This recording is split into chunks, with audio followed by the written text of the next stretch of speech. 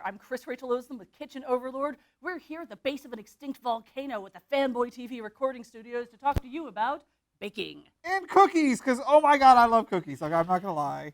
I do love me some cookies. He was a little excited when I told him we're going to do a comparison of 3 different types of cookies. So what we have today are the Doctor Who cookie cutters, Star Trek cookie cutters, and the lamest of the lame, Firefly cookie cutters. Oh, that disappoints me so much. The lameness of those, it really bothers me. Okay, so why are these so lame compared to those? Okay, so what these are, if we're gonna do a close-up here to give you an idea what's going on with the action. These are push-down cookie cutters, and you can see they look really good. They got pretty good action going on. Let's get another one up there with the the Starship. Maybe. The Starship one broke on its way over here. Oh, the Cyberman. Yeah. So we've got another one here that you can see. You know, that came out pretty darn well compared to what's on the interior. And then you have to do the sumo wrestler. Oh my goodness. And then we've got this. I seriously thought this was the sumo wrestler. It's his hat. Yeah. So what's going on up here is we've got 2 different types of cookie cutters coming out of both ThinkGeek and Amazon, which is where you can get all of these. I like this style of cookie cutters. The Firefly ones are a more classic style of cookie cutter where you've got, you know, your big open thing and you can kind of press them all together and then you've got your basic shape and you paint it on. And they tried to give you a kind of sort of impression with this pressy thing. Yeah, but there's like nothing brand on face. this pressy thing. So good luck branding because That's it's just true. going to look like nothing. Whereas on the other hand, if I just pinned him down in an alley and attacked him with this, I could get a pretty good Starfleet Of course insignia. she pulls out the Starfleet insignia. Oh wow, I actually did get a pretty good impression on the side of your face. And you can tell the difference because you can see and you cannot see. Yeah. It's like just look at the 2 of these cookies. You can see the Dalek, but you can't really see. It just looks like a lump of cookie with some bumps on it. I mean, well, they're trying to do the ship on that one. They're very well intended. Okay, how hard did you have to push down on this? Because literally there are no ridges on the bottom of this. I see more ridges on Play-Doh toys. I know. So basically what's going on is if you get these new style of cookie cutters, for those of you that have never tried them, what you do is you first press it down to your cookie dough, get it nice and firm in there, just like a classic one. Then you push down on the little plunger. It's all spring loaded. Yeah, it's all spring loaded, and then you lift straight up. So if you're doing the thing where you roll out a whole thing of cookies, place all of your cutters together, and then kind of peel the remainders away, these will not work for that. So that frustrates some people. But you get a much better impression.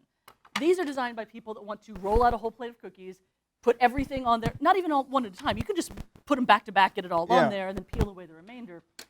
But this is my favorite epic fail. It's a triangle. Okay, I was like, what is this supposed to be? It's supposed to be the brown coat symbol, but you could never tell because literally nothing showed up on it. Well, and on top of that, with those, again, it's a different quality of plastic. So when I was pushing down on those, most of the time, it would stick to this really badly. So I got very few completely intact cookies out of this. These guys, the Doctor Who one, the TARDIS one rather, is the only one that got a little fiddly. There was some stuck here, as you can tell. I was making these today. Well, it's a lot of small pieces. It's like a lot of small fiddly bits. But you know, the Spock symbol, that came out fantastic on every single one of these cookies. So did the dog, the K9. Yeah, K9 came out great. Perfect. With the Star Wars one, or Star Trek. Yeah, I have the Star Wars ones at the house. And did those come out pretty well? They do, because I got the ships, and they were just like this. Yeah. You push them down, I got them at Williams and Sonoma. Yeah. So, you know, the sonic screwdriver came out well. With Star Trek, the Klingon symbol came out well, as did the emblem. As did that main emblem. They look great. The key, and there will be a recipe on this with Kitchen Overlord that if you scroll further down, you can check out the review. If you're watching this on YouTube, head over to Kitchen Overlord. The key to doing any type of cookies like this is to use a low-leavened batter. You can't just get like the cookie dough that you get at the grocery store. What's the fun in that? You just want to roll out the big old like Play-Doh tube?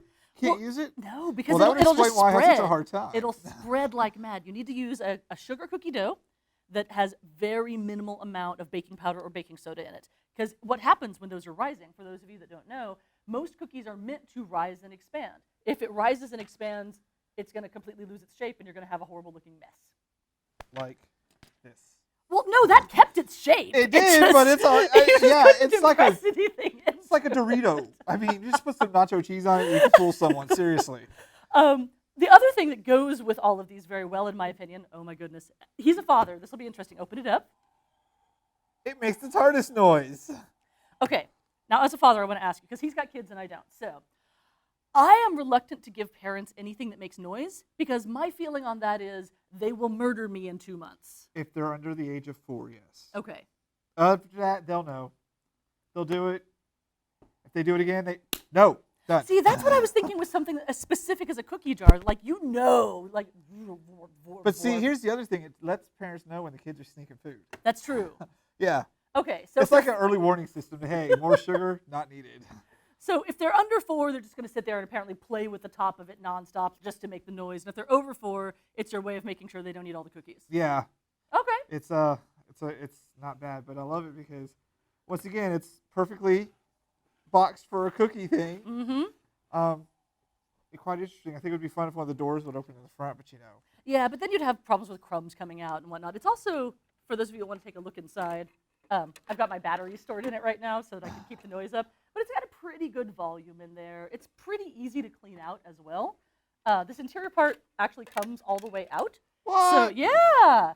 So if you've got a bunch of crumbs or whatever in there, I think this might be the same one that they also advertise as a waste bin. That would be a little too small for me as a waste bin. If it's TARDIS shaped, they'll advertise it as anything just to try and get some extra TARDIS-y money out there. So I highly, highly recommend. This is the first, mark your calendars, boys and girls. This is the first A+ I've given to anything that is a kitchen gadget. Those can go rot in a fiery pit of hell. I feel very, very bad for Firefly Even the sumo wrestler? I feel bad for Firefly fans that have bought those because, brown coats get the worst stuff sometimes when it comes to marketing. There's absolutely no reason to have this compared to this. It makes me sad inside. It does. But the Star Trek ones look fantastic. The Doctor Who ones look fantastic. And I got to find this recipe because, you're like us. Overlord. We're just, hey, let's get the roll of cookie dough and spread it out. Yeah, has that actually been what you've been doing? No, actually, I did that the first time with Star Wars cookies. I was like, these don't look like anything. So then I actually found a recipe to do it by hand for the second time. And now I got to work on a gluten-free recipe for them. So, yeah. I don't actually have any good gluten-free cookie recipes yet, but I'll see if I can find one online to link to. Yeah, so that's one of the hard things to have to go over. So, I really want to eat one of these. Anyway, so if you're looking for good cookie cutters for geeks for the holiday season, I recommend not only the specific Star Trek, Star Wars, he says is the exact same thing, and Doctor Who ones, but if you're looking for anything else nerdy, spend a couple extra bucks, get the plunger style. It is 100% worth it. And if you need something to store them in, it only you have to close it to make it closes. So your sneaky kids could be like, I'll just leave the cookie jar open and Dad'll never know. Wow, okay, yeah. So, or you just get the Death Star one. Yeah, well, if you're lame, Anyway, come back to Kitchen Overlord. We'll have more exciting holiday product reviews for those of you that want to nerd up your Christmas and holiday, Hanukkah, and everything else season. Can I take off this Star Trek robe now? No.